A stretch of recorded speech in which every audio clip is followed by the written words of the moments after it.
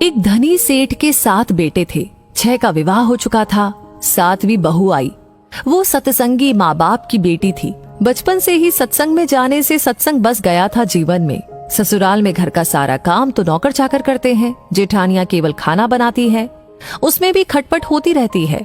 बहू को सुसंस्कार मिले थे कि अपना काम स्वयं करना चाहिए और प्रेम से मिलजुल करके रहना चाहिए। अपना काम स्वयं करने से स्वास्थ्य बढ़िया रहता है।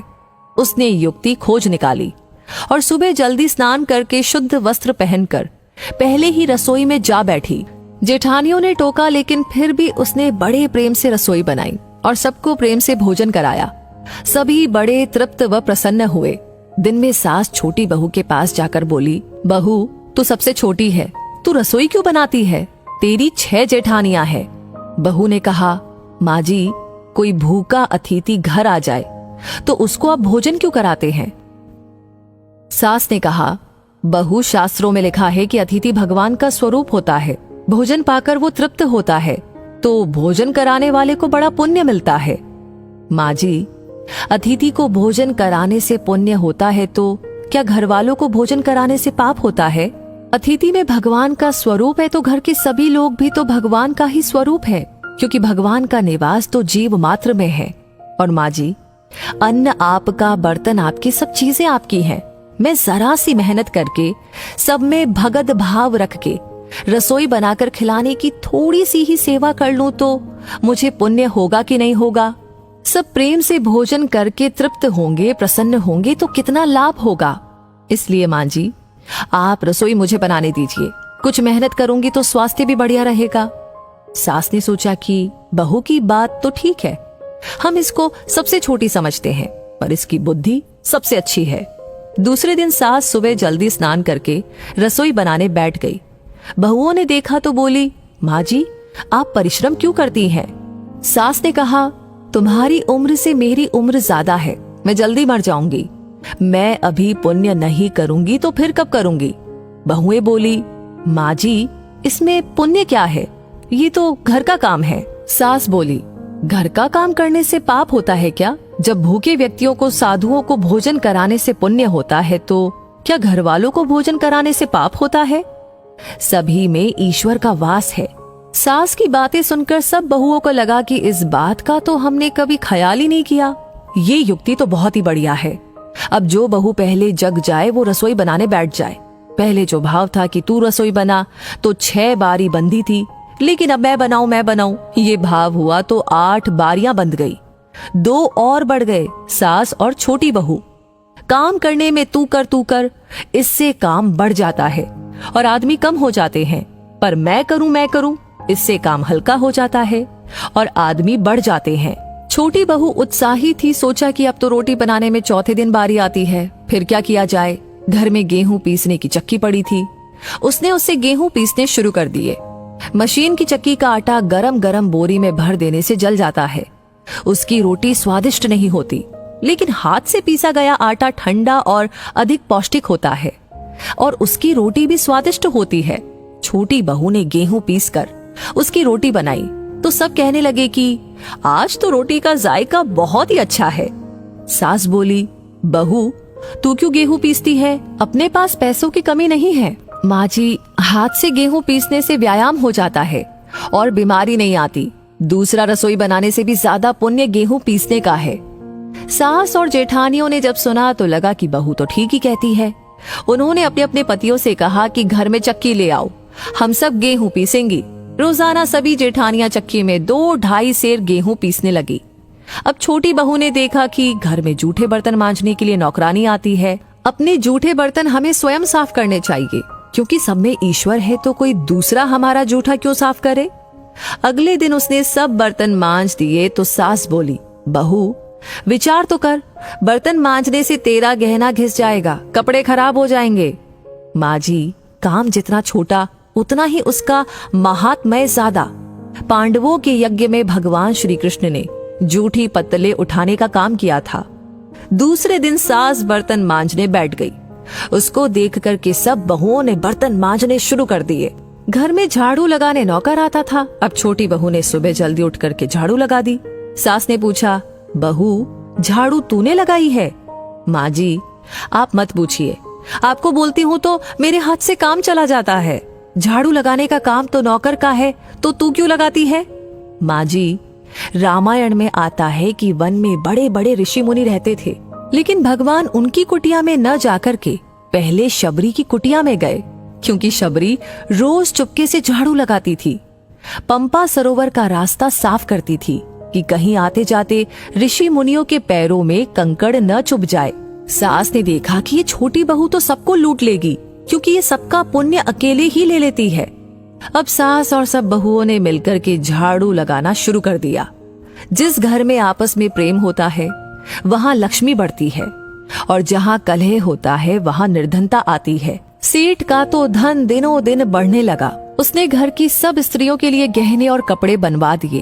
अब छोटी बहू ससुर से मिले गहने लेकर बड़ी जेठानी के पास गई और बोली, आपके बच्चे हैं, उनका विवाह करोगी तो गहने बनवाने पड़ेंगे।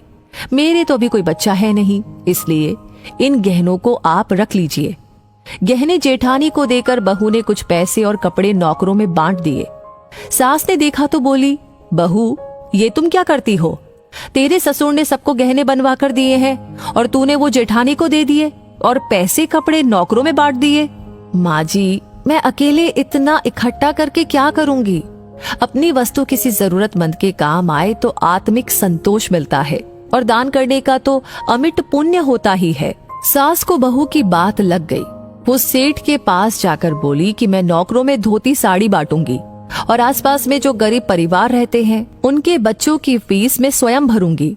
अपने पास कितना धन है, किसी के काम आए तो अच्छा ही है, न जाने कब मौत आ जाए और सब यहीं पर पड़ा रह जाए। जितना अपने हाथ से पुण्य कर्म हो जाए अच्छा है। सेठ बहुत प्रसन्न हुआ कि पहले नौकरों को कुछ देते थे तो लड़ पड़ती थी, पर अब कहती है कि मैं खुद ही दूंगी। सास दूसरों को वस्तुएं देने लगी तो ये देख कर के दूसरी बहुएं भी देने लगी। नौकर भी खुश होकर के मन लगा कर के काम करने लगे और आस पड़ोस में भी खुशहाली छा गई।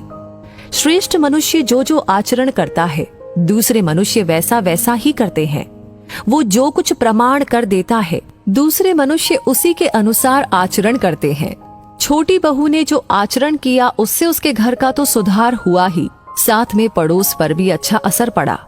उनके घर में भी सुधार आया। देने के भाव से आपस में प्रेम भाईचारा बढ़ गया।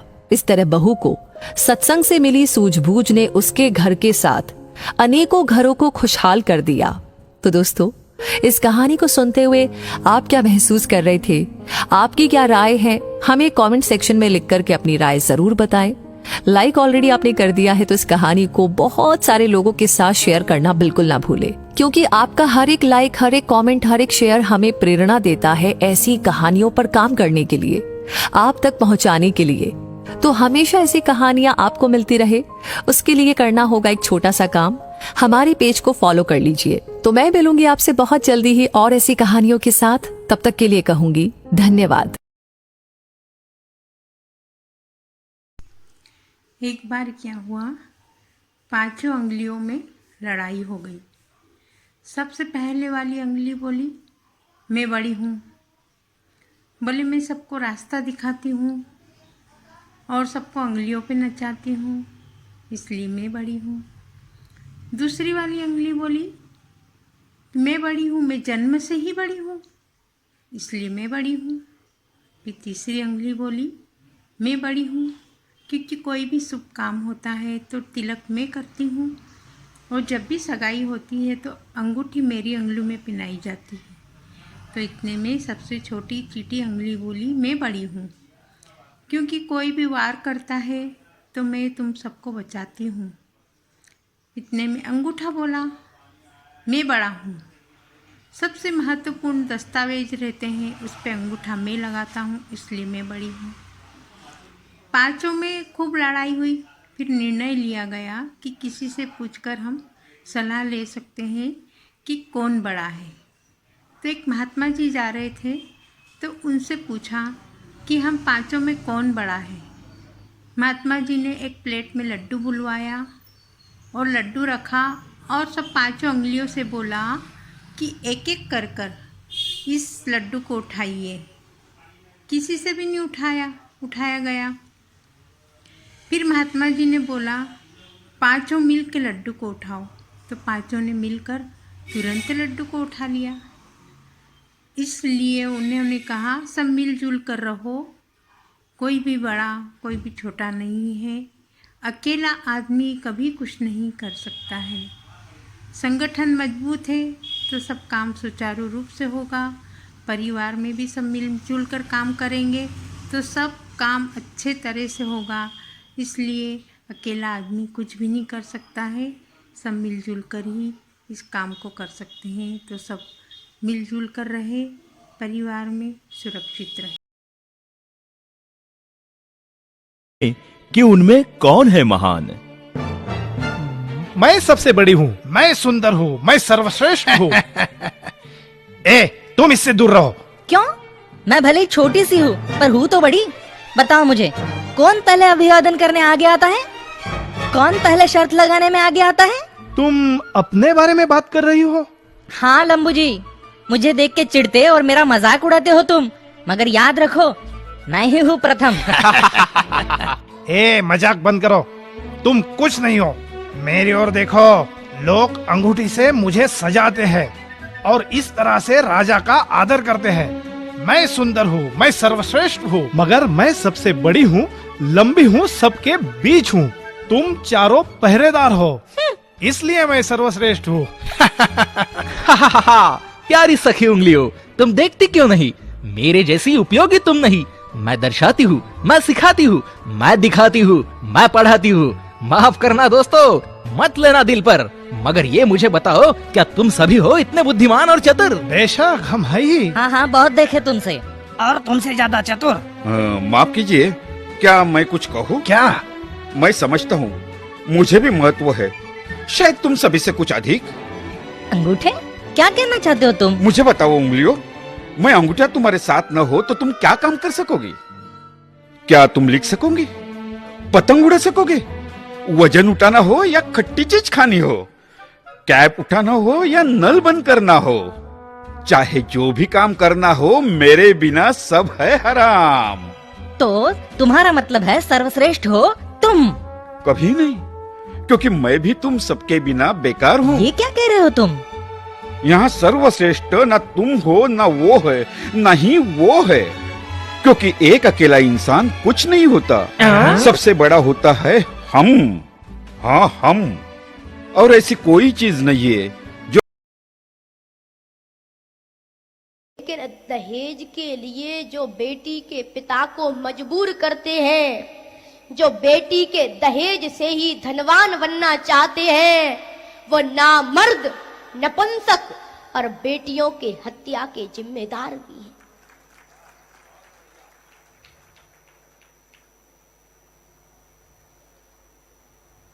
जिस भारत को विश्व गुरु माना जाता है, उस भारत का एक पिता अपने बेटे को जानवर की तरह बेचकर दहेज मांग रहा है। धिक्कार है ऐसे पिताओं के लिए। कभी समय मिले तो विवाह पद्धति में कन्यादान संकल्प को पढ़ना।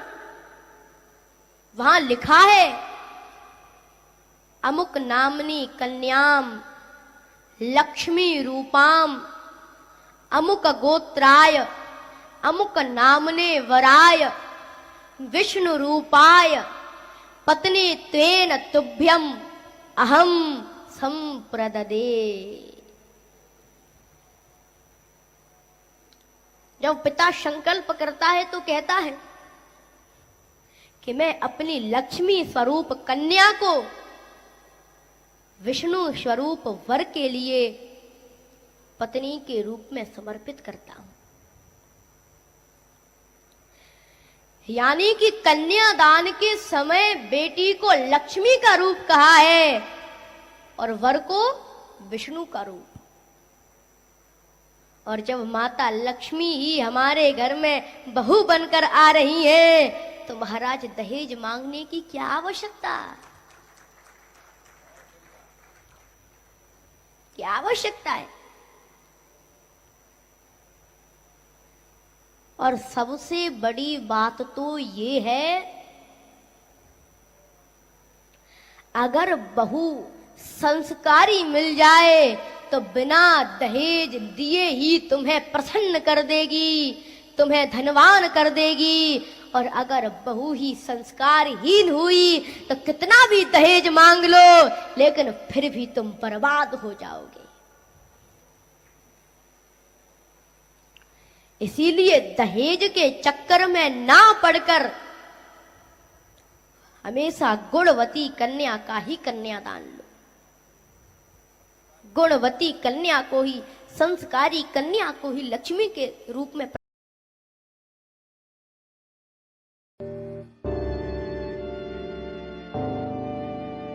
अरे मम्मा यहीं सो गई?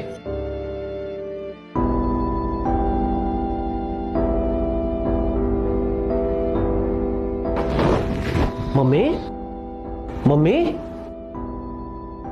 अरे बेटा, तुम लोग आ गए। जरा सी आंख लग गई थी। कोई बात नहीं मम्मा, आप यहाँ क्यों सो गई? आप बेडरूम में सो जाते ना। ये आपने खाना भी नहीं खाया। इच्छा नहीं थी बेटा, मेरा जी बहुत घबरा रहा है, कुछ अच्छा नहीं लग रहा है। मम्मी जी, अपने मेडिसिन तो ली ना? हाँ बेटा।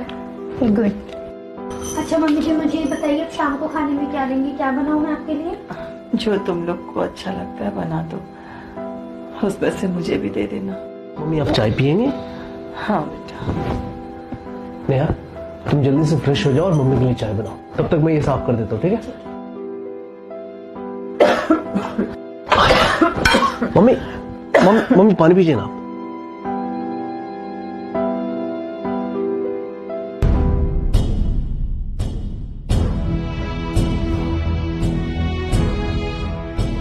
अमीर, क्या हुआ और ऐसे चुप से क्यों खड़े हो तुम? नेहा देखा ना तूने, माँ की हालत दिन ब दिन खराब होती जा रही है। आज उन्होंने खाना भी नहीं खाया। उनकी हालत देख के मुझे बिल्कुल अच्छा नहीं लगता और हम चाह के भी कुछ नहीं कर पा रहे। नेहा, मैं क्या सोच रहा हूं, माँ को ओल्ड एज होम में डाल देते हैं ना, कम से कम वहां तो कोई उनका ख्याल रखेगा और हम भी आते जाते रहेंगे। अमित, पैसा कमाने के लिए तो पूरी जिंदगी पड़ी है, लेकिन माँ का आशीष हमें जितना मिले उतना ही कम है। पैसों से ज्यादा तो माँ को हमारे साथ की जरूरत है। हमें जॉब में छोड़ सकती हूँ, लेकिन माँ का साथ नहीं। हाँ लेकिन नेहा, तुमने इतनी पढ़ाई घर बैठने के लिए नहीं की है। अमित, मैं घर में बच्चों को ट्यूशन भी तो दे सकती हूँ ना, और साथ में माँ का ख्याल भी रख सकती हूँ। सोचो तुम, माँ का अकेलापन कितना दूर हो जाएगा। और तुम्हें याद है अमित, जब तुम छोटे से थे और तुम्हारे पापा जी की डेथ हो गई थी, तो यही माँ ने तुम्हें कैसे पाला, कैसे तुम्हारी परवरिश की, घर घर में जाके काम करके तुम्हें पाला, बड़ा किया, पढ़ाया लिखाया। उन्होंने तो कभी तुम्हें किसी पड़ोसी के सहारे नहीं छोड़ा। तो आज हम अपनी माँ को कैसे छोड़ सकते हैं अमित वृद्धाश्रम में? नहीं ना। तुम कुछ भी कहो अमित, मैं माँ को वृद्धाश्रम नहीं जाने दूंगी, और बस मैं अपनी जॉब छोड़ दूंगी। माँ हमारे साथ रहेंगी हमेशा और अंत तक। I promise Amit.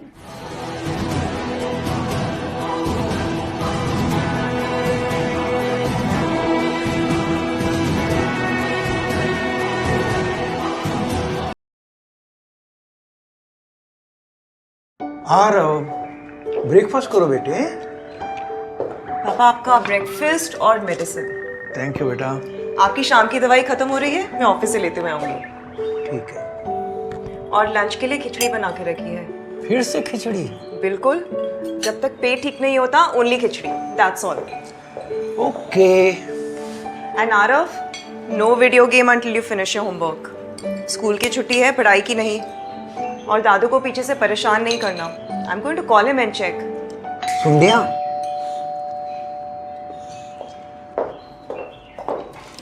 Yes. Good morning ma'am. Good morning. ये मिसेस रिया। That's right. ये आपके लिए मैम। किसने भेजा है? मैम कार्ड पे लिखा हुआ है। Okay, thank you. आज मम्मा का बर्थडे तो नहीं है ना?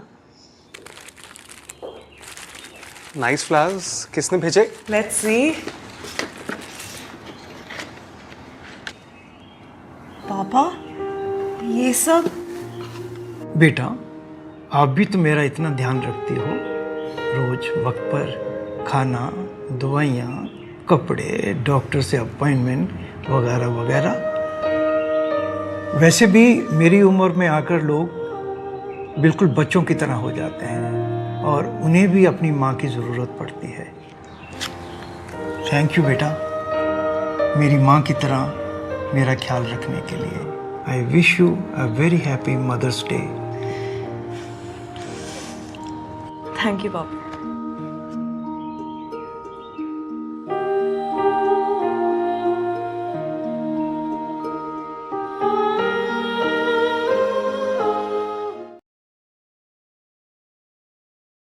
एक 15 साल के लड़के ने अपने पापा से कहा, पापा पापा, दीदी के होने वाले ससुर और सास कल आ रहे हैं। अभी जीजाजी ने फोन पर बताया। दीदी मतलब उसकी बड़ी बहन, जिसकी सगाई कुछ दिन पहले एक अच्छे घर में तय हुई थी। दीनदयाल जी पहले से ही उदास बैठे थे।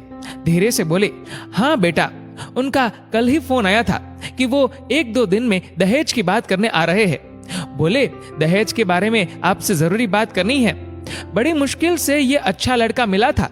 कल को उनकी दहेज की मांग इतनी ज्यादा हो कि मैं पूरी नहीं कर पाया तो? कहते कहते उनकी आंखें भर आई। घर के प्रत्येक सदस्य के मन व चेहरे पर चिंता की लकीरें साफ दिखाई दे रही थी। लड़की भी उदास हो गई। खैर, अगले दिन समधी समधन आए। उनकी खूब आवभगत की गई। कुछ देर बैठने के बाद लड़के के पिता ने लड़की के पिता से कहा, दीनदयाल जी, अब काम की बात हो जाए। दीनदयाल जी की धड़कन बढ़ गई। बोले, हाँ हाँ समधी जी, जो आप हुक्म करें। लड़के के पिताजी ने धीरे से अपनी कुर्सी दीनदयाल जी की ओर खिसकाई और धीरे से उनके कान में बोले, दीनदयाल जी, मुझे दहेज के बारे में बात करनी है। दीनदयाल जी हाथ जोड़ते हुए आंखों में पानी लिए हुए बोले, बताइए समधी जी, जो आपको उचित लगे, मैं पूरी कोशिश करूंगा। समधी जी ने धीरे से दीनदयाल जी का हाथ अपने हाथों से दबाते हुए बस इतना ही कहा, आप कन्यादान में कुछ भी देंगे या ना भी देंगे, थोड़ा देंगे या ज्यादा देंगे, मुझे सब स्वीकार है, पर कर्ज लेकर आप 1 रुपया भी दहेज मत देना, वो मुझे स्वीकार नहीं। क्योंकि जो बेटी अपने बाप को कर्ज में डुबो दे, वैसी कर्ज वाली लक्ष्मी मुझे स्वीकार नहीं। मुझे बिना कर्ज वाली बहू ही चाहिए, जो मेरे यहाँ आकर मेरी संपत्ति को 2 गुना कर देगी। दीनदयाल जी हैरान हो गए। उनसे गले मिलकर बोले, समधी जी, बिल्कुल ऐसा ही होगा। दोस्तों, आप सबसे निवेदन है कि कर्ज वाली लक्ष्मी ना कोई विदा करे, ना ही कोई स्वीकार करे। कहानी अच्छी लगी हो तो शेयर जरूर करिएगा। आपका एक शेयर किसी की जिंदगी बदल सकता है। और ऐसी ही और भी बेहतरीन वीडियोस के लिए हमारा फेसबुक पेज जरूर फॉलो करें। धन्यवाद।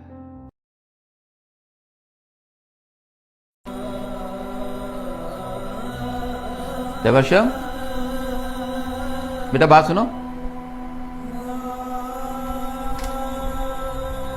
जी बाबा जी। अच्छा, रात को मुझसे क्या पूछ रहे थे? रात को बाबा जी मैं आपसे ये पूछा था कि आपके ख्याल में मुझे क्या बनना चाहिए? अभी मैंने सोच लिया आपको क्या बनना चाहिए। अगर प्रोफेशन की बात करते हो तो प्रोफेशन में कुछ भी बनो, आप आज़ाद हो, लेकिन वो बनना जो बेस्ट बन सकते हो। जरूर बाबा जी। और अपनी फैमिली में, अपनी सोसाइटी में मैं चाहता हूँ आप इस रबर बैंड की तरह बनो। Rubber band? मुझे समझ नहीं है बाबा जी। देखो, देखने में हकीर सी चीज़ है, लेकिन फ्लेक्सिबल है। और देखो, मैंने नोटों के ऊपर चढ़ाया और ये देखो नोट पड़े हुए। हवा चल रही है लेकिन इकट्ठे पड़े हुए जी। अगर ये रबर बैंड मैं निकाल दूंगा तो सारे उड़ना शुरू हो गए। जी। मतलब फैमिली का ऐसा मेंबर बनो जो फैमिली के सारे लोगों को इकट्ठा रखे। सोसाइटी में ऐसा बनो जो सारी फैमिली मेंबर्स को इकट्ठा जोड़ के रखे। चाहे इसकी वैल्यू उनके मुकाबले में कुछ भी नहीं है, लेकिन जब उनको जोड़ के रखता है तो सबसे ज़्यादा वैल्यू इसकी हो जाती है। जी बाबा जी। कोशिश करना।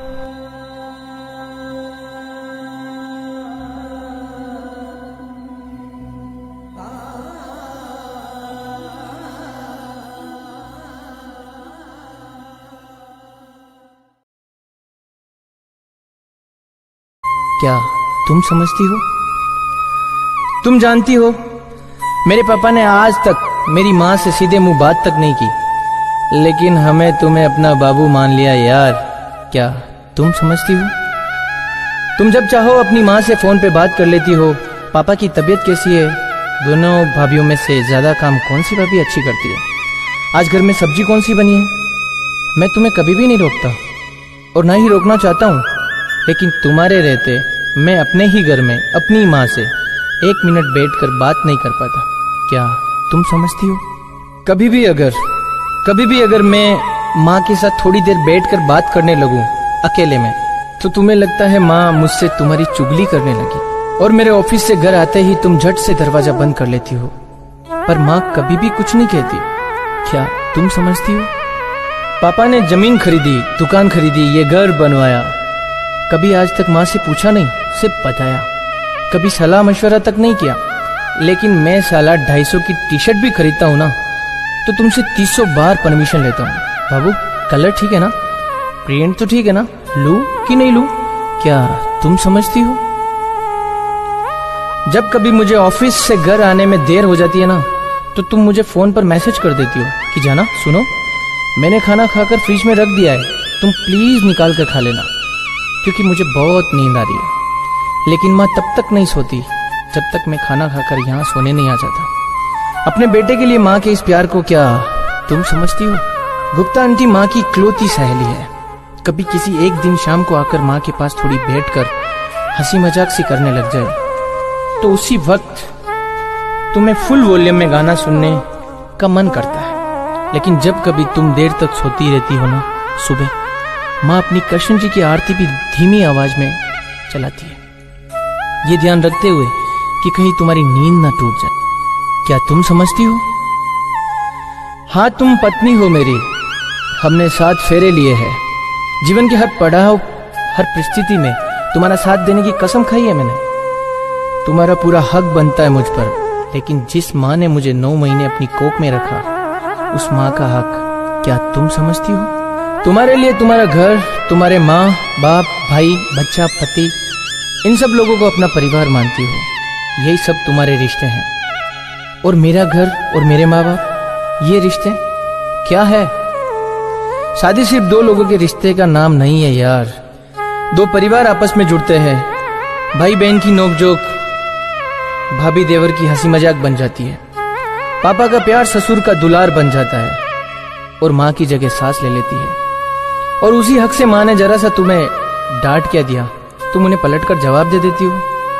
वही तुम्हारी खुद की माँ तुम्हें 4 लोगों के सामने थप्पड़ भी लगा देना यार, तो तुम उन्हें पलटकर जवाब नहीं देती, तब भी प्यार से ही बात करती हो। मैं तुम्हें अकेले को दोषी नहीं ठहरा रहा हूं, इसमें तुम्हारे अकेले की गलती नहीं है। ना तो माँ ने तुम्हें कभी अपनी बेटी माना है, और ना ही तुमने कभी माँ को माँ माना है। मैं किसी की तरफदारी भी नहीं कर रहा हूँ, मैं तो सिर्फ इतना कहता हूँ कि माँ अपनी जिंदगी जी चुकी है, लेकिन तुम्हें अभी भी अपनी जिंदगी जीनी है।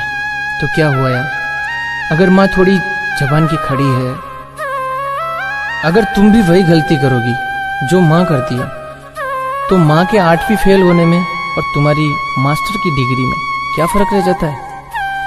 बड़कपन जो है ना, गुस्से और अकड़ में आकर रिश्ता तोड़ने में नहीं है, बल्कि झुककर विनम्रता से जोड़ने में है। अगर आज भी तुम्हें मेरी बात समझ में नहीं। हम अपनी माँ के साथ खूब झगड़ा कर लेते हैं, लेकिन उसे हम पे गुस्सा नहीं आता, और मन में तो कोई बात नहीं रखती।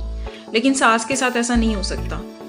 हो सकता है, लेकिन ना, जैसे आप माँ के साथ पहले 4-5 साल में एकदम इनोसेंट सी बच्ची थी ना, और आपको कुछ भी नहीं पता था, सास के साथ भी वैसे ही एक इनोसेंट सी बच्ची बन जाइए। वो डांटे चुपचाप सुन लीजिए, किसी चीज़ के लिए बोले मान लीजिए, नहीं भी मानना है तो कम से कम उल्टे सीधे जवाब ना दीजिए। यहाँ मैं सास की साइड लूंगी, क्योंकि 60-70 साल में जो उन्होंने सीखा है, जैसी उनकी आदत बन चुकी है, शी कांट चेंज हरसेल्फ। हम चेंज कर सकते हैं, और एटलीस्ट चेंज भी ना करें तो चुपचाप सुन के कर लें अपने मन की, लेकिन एटलीस्ट उनको रिस्पेक्ट दे सकते हैं, उनकी सुन सकते हैं। यहाँ मैं सास की साइड लूंगी, क्योंकि वो माँ है और वो आपको अपने घर लेके आई है अपने बेटे का घर संवारने के लिए। कुछ एक्सेप्शंस का मुझे नहीं पता, अगर होती होंगी, लेकिन माँ अपने बच्चों का घर बिगाड़ना नहीं चाहती, वो हमेशा उन्हें खुश देखना चाहती है।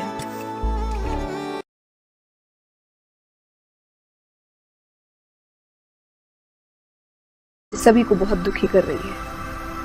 और शायद सबसे ज़रूरी है कि आज के समय जो परिवार बिखर रहे हैं, परिवार अलग हो रहे हैं, अपने अपनों से दूर हो रहे हैं, इसी बात पर मैं एक छोटी सी कहानी लेकर आई। कहानी कहें या छोटा सा प्रसंग रामायण में घटित होता है। श्री राम और रावण के बीच एक छोटी सी वार्तालाप होती है। शायद उसे सुनकर आपको ये समझ आए कि एकता में कितनी ताकत है, कि परिवार का साथ रहना कितना जरूरी है। जब रावण मृत्यु शैया पर थे तो उन्होंने श्री राम से एक छोटी सी बात कही, पर बहुत महत्वपूर्ण बात कही। वो कहते हैं कि मैं तुमसे हर चीज में बड़ा हूं, उम्र में, ज्ञान में, बुद्धि में, बल में मेरा कुटुंब तुमसे ज्यादा बड़ा है, मेरे पास सोने की लंका है, मेरा राज्य तुमसे बड़ा है, लेकिन फिर भी मैं हार गई। जानते हो मेरे हार का कारण क्या है?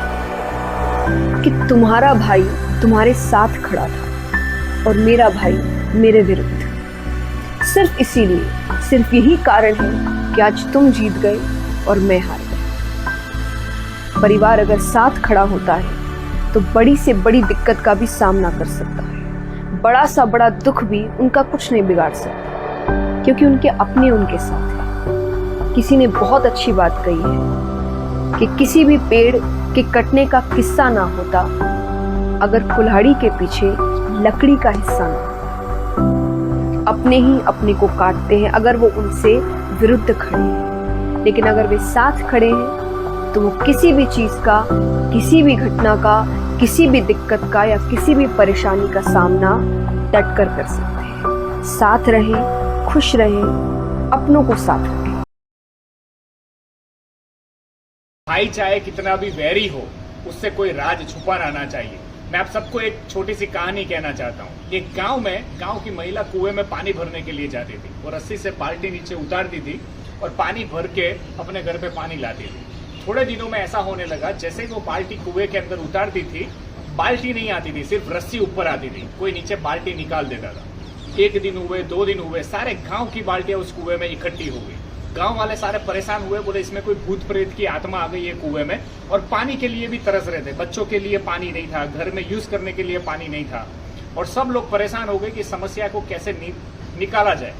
और कोई अंदर जाने को तैयार नहीं था, क्योंकि गांव इतना डर चुका था कि अंदर कोई भूत प्रेत की आत्मा रहती है या ऐसा कुछ हो गया है जिसके कारण कोई भी अंदर जा नहीं सकता था।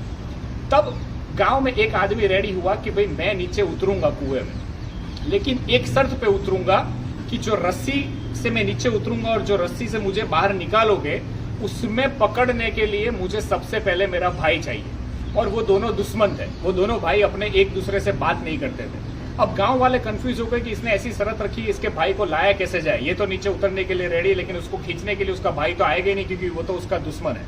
फिर भी इसने ऐसी डिमांड क्यों की है? सबने ऐसा सोचा शायद इसको नहीं करना है, इसलिए इसने खाली खाली बोला कि भाई मुझे मेरा भाई चाहिए रस्सी खींचने के लिए।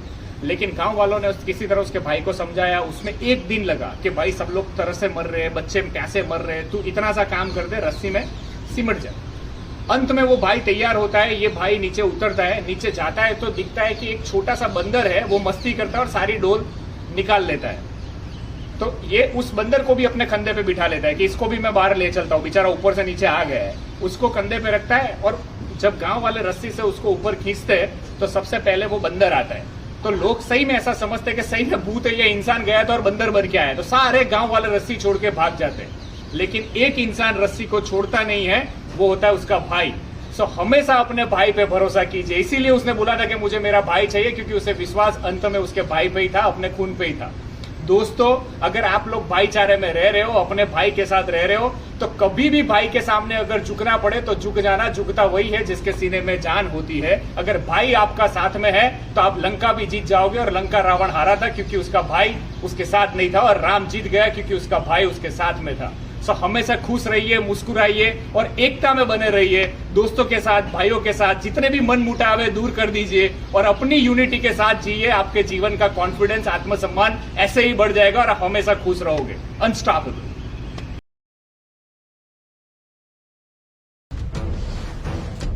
ये देखो, मैं तेरे लिए नया सूट लेके आई हूँ। अरे बेटा, तूने ये क्या पहन रखा है? हमने रिश्तेदारों के यहाँ डिनर पार्टी पे जाना है, वहाँ ये कपड़े कौन पहनता है? कम ऑन मम्मी, इतनी अच्छी ड्रेस तो लग रही है, थोड़ी सी शॉर्ट है तो क्या हुआ, अच्छी तो लग रही है। बेटा ये सूट तेरे पे बहुत अच्छा लगेगा, मैं बड़े मन से लेके आई थी, पहन लेना तो। Mummy I am very sorry, Rohit ने आपको बताया नहीं क्या? मैं ऐसे लो स्टैंडर्ड सूट नहीं डालती हूँ, I only wear expensive and branded clothes. ये ऐसे देसी से रोड साइड वाले कपड़े मैं नहीं पहन सकती हूँ। आपने मेरे लिए सूट सिलवाया, उसके लिए थैंक यू। एक काम करते हैं, ये सूट ना मेड को दे देंगे, वो पहन लेगी। मैं इस ड्रेस में परफेक्ट लग रही हूँ, चलो चलते हैं। लेकिन बेटा मैंने ये सूट ना बहुत अच्छा बनवाया है। हाँ ब्रांड वगैरह मेरे को नहीं पता। अच्छा एक काम करते हैं, जो तेरे पास कोई अच्छा सूट है ना तेरा, वो पहन ले। तो ऐसे छोटे कपड़े पहन के जाएगी तो अच्छा नहीं लगता बेटा। मम्मी जी प्लीज आप मुझ पे ऐसे रोक टोक मत लगाइए। मैंने रोहित को बहुत अच्छे से बोला था कि शादी के बाद मैं ऐसे कपड़े पहनूंगी, और उसने मुझे बोला था कि उसकी मम्मी को कोई प्रॉब्लम नहीं होगी। तो प्लीज अब आप ऐसे सीन मत क्रिएट कीजिए, मुझे यही पहनना है। और हाँ प्लीज आज के बाद ना आप मेरे लिए शॉपिंग मत करना, क्योंकि मैं ऐसे देसी से कपड़े नहीं पहन सकती हूँ। मैं अपने कपड़े खुद खरीद लूंगी। हाँ चलिए।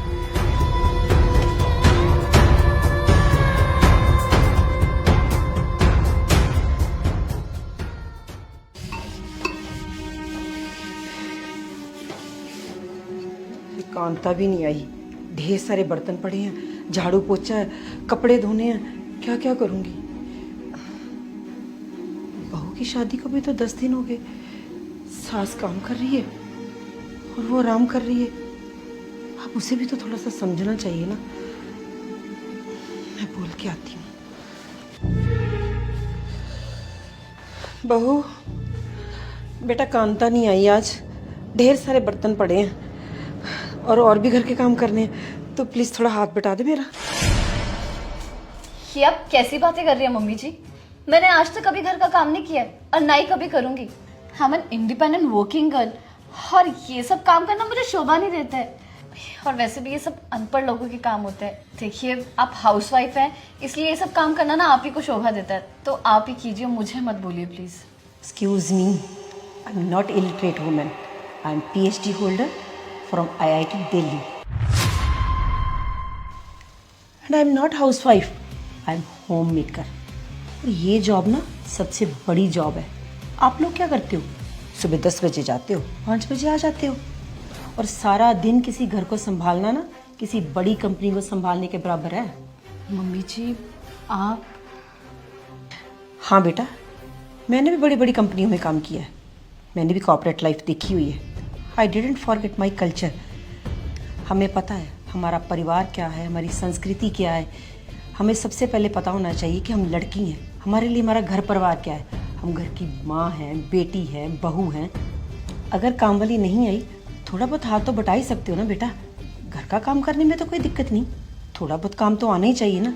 अभी रिसेंटली कोरोना आया था तो कोई काम वाली नहीं आ रही थी, तो घर का काम खुद ही करना पड़ता था ना। अगर तुझे काम ही नहीं आएगा तो कैसे करोगे बेटा? सारी जिंदगी काम वालियों पर डिपेंडेंट नहीं रह सकते हम। मम्मी जी मुझे तो विश्वास नहीं हो रहा कि आप इतनी अच्छी इंग्लिश बोलती हैं और आप PhD होल्डर हैं।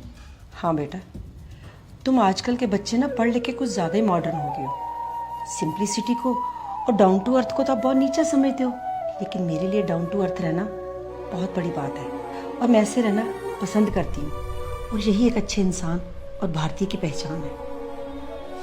आप ठीक कह रही हैं मम्मी जी। आज आपको देख के कि आप इतनी पढ़ी लिखी है, उसके बाद भी घर का सारा काम करती हैं, सच में मेरी अक्ल ठिकाने आ गई है। आप बिल्कुल सही बोल रहे हो। आजकल हम लोग पढ़ लिख के मॉडर्न बन के ऐसा समझते हैं कि हमसे ऊपर तो कोई है ही नहीं है, और घर का काम करना बहुत नीचा काम होता है। पर आज आपको देख के ना मेरी आंखें खुल गई हैं कि असली इंसान वही होता है जो पढ़ लिख कर भी अपना घर संभालना चाहता हो। सॉरी मम्मी, मैं आज के बाद ऐसा कभी नहीं करूँगी। आज के बाद ना मुझसे जितना होगा मैं आपके साथ घर का काम करवाऊंगी। कोई बात नहीं बेटा, तू मेरी बेटी जैसी है, तू मुझे अपनी माँ समझ। हाँ एक बात याद रखना, कितने भी सक्सेसफुल हो जाओ, सबसे पहले अपनी फैमिली है, और अपना घर का काम करने से कोई नौकर थोड़ी बन जाता है। अपना घर का काम करने में कौन सी शर्म, ये तो हमें करना ही है। आप ठीक कह रहे मम्मी, मुझे माफ करना। और आज ना आप बैठो, आज का लंच मैं बनाऊंगी, ठीक है? मैं तुम्हारी हेल्प करूंगी साथ में। चलो।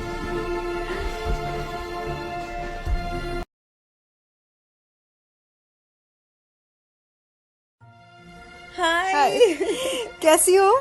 बहुत बढ़िया, तुम बताओ। बस ठीक हूँ। आप बहुत उदास लग रही हो, सब ठीक तो है? क्या बताऊँ यार, ये मेरे सास ससुर ओल्ड एज होम में है ना, रोज रोज जाना पड़ता है। तुमने अपने सास ससुर को ओल्ड एज होम में रखा है? हाँ। क्यों, तुमने अपने सास ससुर को अपने घर रख रखा है क्या? एक्चुअली मेरी इतनी औकात नहीं है कि मैं उन्हें अपने घर में रखूं। उन्होंने मुझे अपने घर में रख रखा है।